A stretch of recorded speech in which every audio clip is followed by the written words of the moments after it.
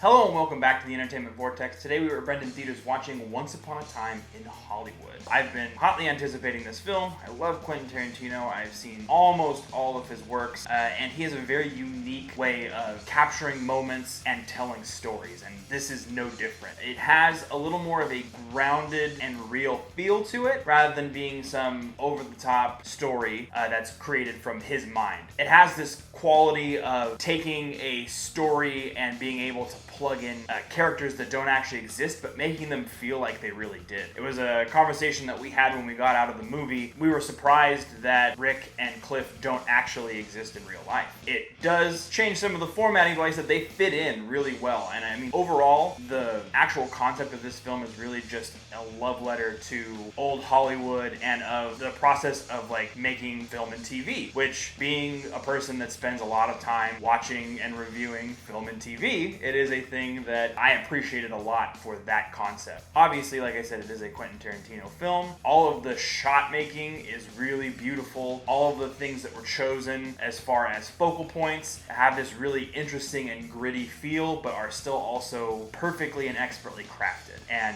that's a quality that you don't necessarily get from every run-of-the-mill filmmaker. Quentin Tarantino definitely has his own visual style. That's something that I really gravitate towards. Now, being a Quentin Tarantino movie, there are some of his films that are perfectly paced 100% of the way and don't have pitfalls and don't run into problems. And this movie's not quite at that point. It does have a little bit of a drag in the center, which does tend to happen. He is the kind of director that front loads and back loads his stories, where you get a lot of the really exciting components very early and very late. And then the middle parts are where things kind of become very dialogue heavy, a lot of scenery chewing, that sort of stuff. And while that's not necessarily a problem, we do get a lot of really cool lines of dialogue and a lot of really quotable moments from some of those centerpieces.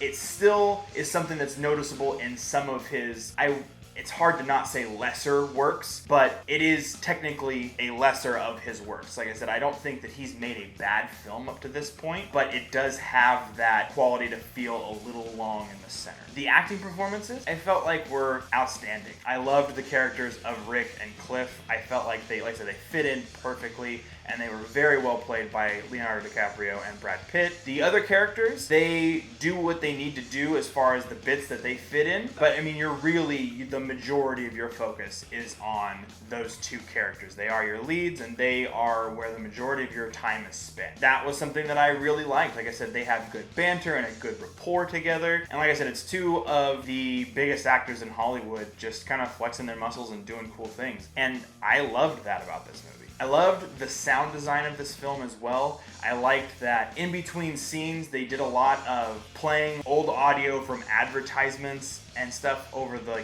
radio on the cars or on the TVs in the background. It gave it kind of that really late 50s, early 60s kind of feel, which is a little off as far as time frame is concerned, but it still has that old-timey feel to it, and it just kind of gives it that extra little panache. The music selections were all excellent, and it definitely, like I said, it all ties in with that time frame, and it also gives a sense of realism to what's going on. Now, this is a difficult movie to talk about, and I think that what'll best be said is that this is a movie that needs to be seen. It's something where talking about it a whole bunch beforehand, other than giving some of the positives and negatives, you can really easily get into that nasty spoiler type territory. So rather than going full bore and end up giving away a whole bunch of things about this film, I would definitely say before you see this movie, I would kind of review what you personally know about the whole Charles Manson Sharon Tate story. It is an interesting thing to brush up on,